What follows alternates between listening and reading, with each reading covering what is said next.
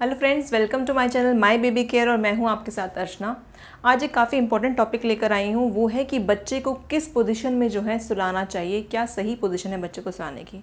देखिए, सुनने में तो ऐसा लग रहा होगा कि काफ़ी नॉर्मल टॉपिक है, बच्चे को सुलाने की कौन सी पोजीशन होती है, जैसे नॉर्मली सब सोते हैं ऐसे सुलाना चाहिए। पर देखिए, छोटे बच्चों को अगर हम गलत पोजीशन में सुला देते हैं तो SIDS भी हो सकता है, यानी कि सडन इन्फेंट डेथ सिंड्रोम।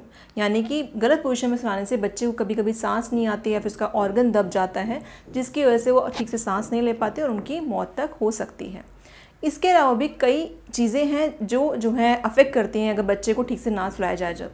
तो देखिए, अगर आप बच्चे को ठीक से नहीं सुलाएंगे तो क्या होगा कि बच्चे की नींद ठीक से पूरी नहीं होगी, बच्चा हेल्दी नहीं होगा।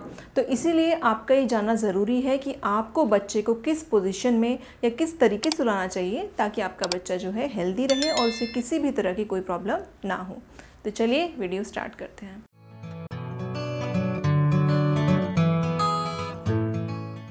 सबसे पहले आता है पेट के बल सुलाना। तो देखिए, अगर आप बच्चे को पेट की तरफ से सुलाते हैं तो इससे जो है कई बार बच्चे को सांस लेने में जो है दिक्कत हो सकती है और SIDS के चांसेस जो है होते हैं, यानी कि बच्चे के अचानक मौत के चांसेस हो सकते हैं अगर आपका बच्चा काफ़ी छोटा है तो। क्योंकि इस टाइम में क्या होता है कि बच्चे के या तो किसी ऑर्गन पर, किसी शरीर के अंग पर ज़्यादा दबाव पड़ जाता है या फिर बच्चे को सांस लेने में दिक्कत होती है। तो इसीलिए पेट के बल नहीं सुलाना चाहिए बच्चे को, वरना कभी कभी बच्चे को ये सारी दिक्कतें जो है हो सकती हैं। नेक्स्ट आता है पीठ के बल उठाना। तो देखिए, अगर आप बच्चे को पीठ के बल सुलाते हैं यानी पीठ की तरफ से सुलाते हैं तो इससे क्या होगा, जब छोटा बच्चा है तो जो छोटे बच्चे नवजात शिशु होते हैं उनको अगर आप पीठ के बल सुलाएंगे तो देखिए उनके लिए काफ़ी कंफर्टेबल पोजीशन रहती है, वो आराम से सांस ले पाएंगे। जो SIDS के चांसेस होते हैं यानी सडन इन्फेंट डेथ सिंड्रोम के जो चांसेस है वो भी काफ़ी कम होंगे। और ये बेस्ट पोजीशन बताई जाती है बच्चों के लिए अगर आप उनको सुलाना चाहते हैं और जो बच्चे छोटे हैं। तो इसीलिए पीठ के बल सुलाना जो है वो अच्छा है जो बच्चे अभी छोटे हैं उनके लिए। बस एक चीज़ है जो कि पीठ के बल लेटाने में जो है देखने को मिलती है कि आपने देखा होगा कि कई बच्चों का जो सर है वो पीछे से चपटा हो जाता है अगर वो बहुत टाइम तक एक ही पोजीशन में यानी पीठ के बल लेटे रहते हैं। तो ये एक चीज़ है जो कि पीठ के बल लेटाने से, अगर काफ़ी पोजीशन में आप बच्चे को पीठ के बल लेटा रहे हैं तो ये चीज़ हो सकती है।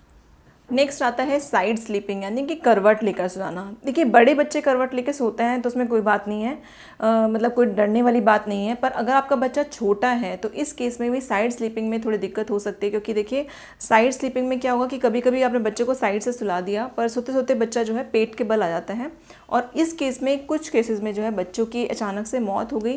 क्योंकि पेरेंट्स ऑब्वियसली नींद में चले जाते हैं, उनको ध्यान नहीं रहता कि बच्चा साइड से सो रहा था और बच्चा अभी इतना जो है स्टेबल नहीं हुआ है कि अपने आप से सीधा हो पाए या फिर अपनी पोजीशन चेंज कर पाए। तो इसीलिए साइड स्लीपिंग को भी इतना बेस्ट पोजीशन जो है नहीं बताया गया अगर आपका बच्चा काफ़ी छोटा है तो फ्रेंड्स, ये सारी जो बातें मैंने आपको बताई इनसे घबराने वाली बात नहीं है। एक्चुअली मैं उन बच्चों के लिए बता रही हूँ जो बच्चे बहुत छोटे हैं, जो 5-6 महीने छोटे बच्चे होते हैं जिन्हें अभी हेड कंट्रोल करना नहीं आता है या वो आसानी से भी बैठ नहीं पाते हैं, उन केसेस में मैं बात कर रही थी। बाकी अगर आपका बच्चा जो है 5-6 महीने का हो गया है, हेड कंट्रोल करना सीख गया है, थोड़ा थोड़ा बैठने लगा है, तो उन बच्चे को आप किसी भी पोजीशन में जो है सुला सकते हैं जो बच्चे को कंफर्टेबल लगती है तो आप सुला सकते हो। ये बात स्पेशली उन बच्चों के लिए है जो कि अभी नवजात हैं या छोटे बच्चे हैं।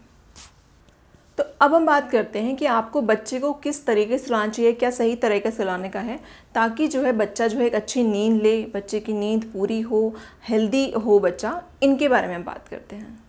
सबसे पहली चीज़ कि देखिए, बच्चे को जहाँ आप सुला रहे हैं वो गद्दा जो है बहुत ज़्यादा सॉफ्ट या बहुत ज़्यादा हार्ड नहीं होना चाहिए।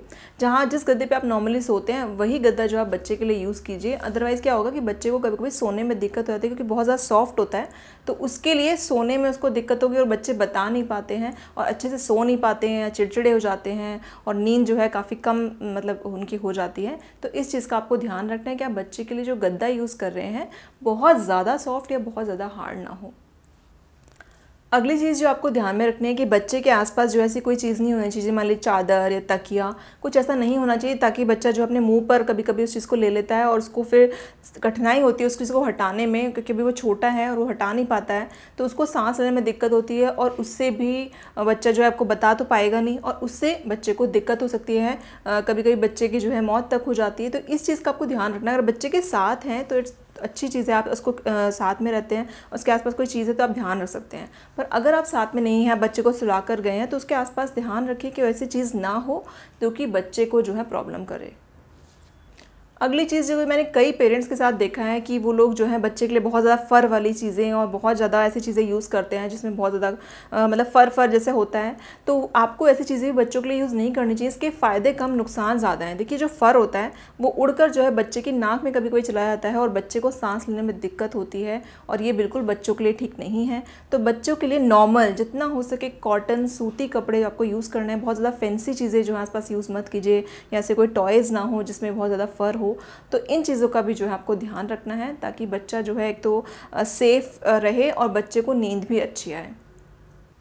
एक और चीज़ जो आपको ध्यान में रखनी है कि जब बच्चे को सुला रहे हैं तो उस रूम का टेम्परेचर जो है सही होना चाहिए। बहुत ज़्यादा ठंडा या बहुत ज़्यादा गर्म ना हो। बच्चे को कपड़े आपने उस हिसाब से पहनाए हों, बहुत ज़्यादा गर्म कपड़े या बहुत ज़्यादा जो है एकदम कम कपड़े ना पहनाए हों। तो इन सब चीज़ों से भी जो है बच्चे की नींद डिस्टर्ब होती है। अगर ये सब चीज़ें सही होंगी तो बच्चा जो है अच्छी नींद ले पाएगा। साथ ही साथ आप बच्चे को जब सुला रहे हैं उसके मुँह पर कोई कपड़ा वगैरह ना डालें, क्योंकि कभी कभी बच्चे को उससे दिक्कत होती है, स्पेशली छोटे बच्चों को। देखिए, बच्चा जब बड़ा हो जाएगा तो वो ऑलरेडी इतना वो हो जाएगा समझदार कि आपको चीज़ें बता पाएगा, कि समझा पाएगा या रोकर बता पाएगा कि उसको ये चीज़ सही नहीं लग रही है। पर जब बच्चा छोटा है, वो अपनी चीज़ को कन्वे नहीं कर सकता है, तो उस केस में आपको इन सब चीज़ों का ध्यान रखना है। छोटी छोटी सी चीज़ें हैं, पर इनका अगर हम ध्यान रखेंगे तो हम बच्चों की नींद जो है अच्छी कर सकते हैं और उनको सेफ रख सकते हैं। तो फ्रेंड्स, यही थी हमारी आज की वीडियो। अगर आप इन सब चीज़ों का ध्यान रखोगे तो आप बच्चे की नींद जो अच्छी कर सकते हो, और छोटे बच्चों को सोते वक्त जो चीज़ें प्रॉब्लम हो जाती हैं कभी कभी ब्रीदिंग की और SIDS वगैरह की, उनसे जो है बच्चे को बचा सकते हो।